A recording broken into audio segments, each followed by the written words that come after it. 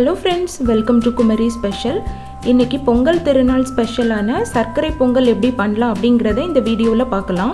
இதுவரை நம்ம சேனலை சப்ஸ்கிரைப் பண்ணாதவங்க மறக்காம சப்ஸ்கிரைப் பண்ணிருங்க. கூடவே பக்கத்துல உள்ள பெல் ஐகான் பட்டனையும் கிளிக் பண்ணிருங்க. வாங்க இப்படி ரொம்ப ஈஸியா பிரஷர் குக்கர்ல சர்க்கரை பொங்கல் பண்ணலாம் அப்படிங்கறத பார்க்கலாம். சர்க்கரை பொங்கல் பண்றதுக்கு இன்னைக்கு நான் ஒரு கப் அளவு பச்சரிசி எடுத்துர்க்கேன். இத ஒரு 2-3 தண்ணில நல்லா கழுவிட்டு இத தனியா எடுத்து வச்சிரலாம்.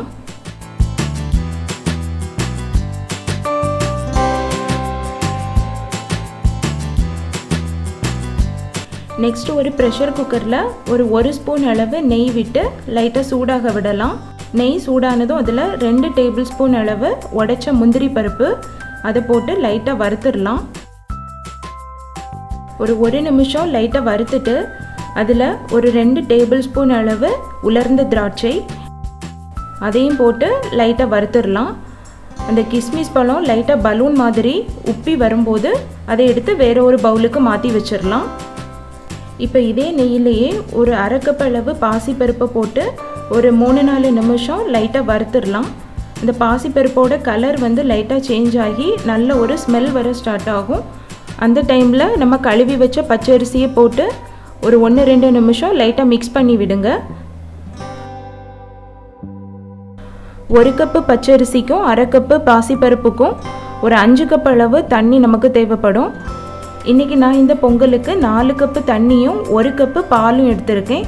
பால் விட்டு பண்ணும்போது நமக்கு வந்து ஃப்ளேவர் நல்லா இருக்கும். நல்ல ஒரு ரிச்சா க்ரீமி டேஸ்டா இருக்கும். உங்களுக்கு தேவைனா பால் ஆட் பண்ணிக்கங்க, இல்லனா 5 கப் அளவு தண்ணி ஆட் பண்ணிக்கங்க.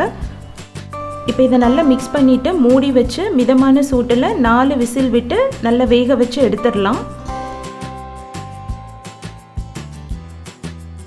அரிசி வேகிறதுக்குள்ள நம்ம வெல்லப்பாகு ரெடி பண்ணிரலாம். அதுக்கு ஒரு சாஸ் பேன்ல ஒரு 2 கப் அளவு வெல்லம் எடுத்துர்க்கேன். உங்களுக்கு இனிப்பு எந்த அளவு தேவையோ அந்த அளவு ஆட் பண்ணிக்கங்க. இப்போ இதல ஒரு அரை கப் அளவு தண்ணி விட்டு அந்த தண்ணில வெல்லமானது கரையிறது வரை நல்லா குக் பண்ணி எடுத்துறலாம். இதுக்கு பதம் ஒன்றும் தேவையில்லை, ஜஸ்ட் தண்ணில அந்த வெல்லம் கரைஞ்சு லைட்டா திக்கானாலே போதும். சர்க்கரை பொங்கலுக்கு தேவையான வெல்லப்பாகு ரெடி ஆயாச்சு. இனி ஸ்டவ் ஆஃப் பண்ணிரலாம். அரிசியும் பருப்பும் நல்லா குக் ஆகி இருக்கு. இனி ஒரு ஸ்பூன் வச்சு லைட்டா வந்து அதை குழைச்சிரலாம்.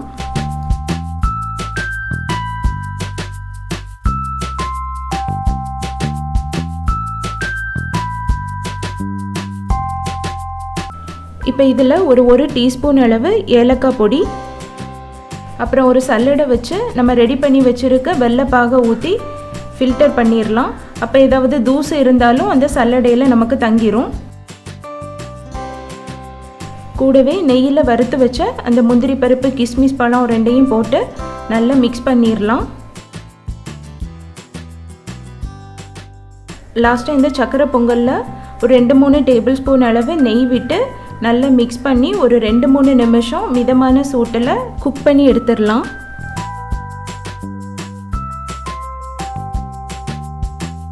சர்க்கரை பொங்கல் ரெடி ஆயாச்சு. இனி ஸ்டவ் ஆஃப் பண்ணிடலாம்.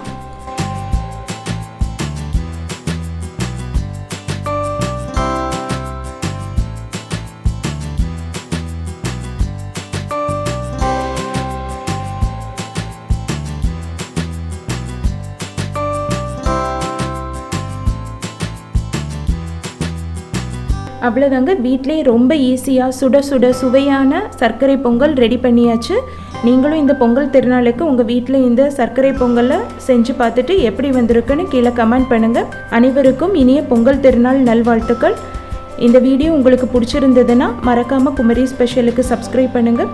இன்னும் ஒரு டிஃப்ரெண்ட்டான ரெசிபியோட நெக்ஸ்ட் வீடியோவில் மீட் பண்ணலாம். Until then bye from Soumya.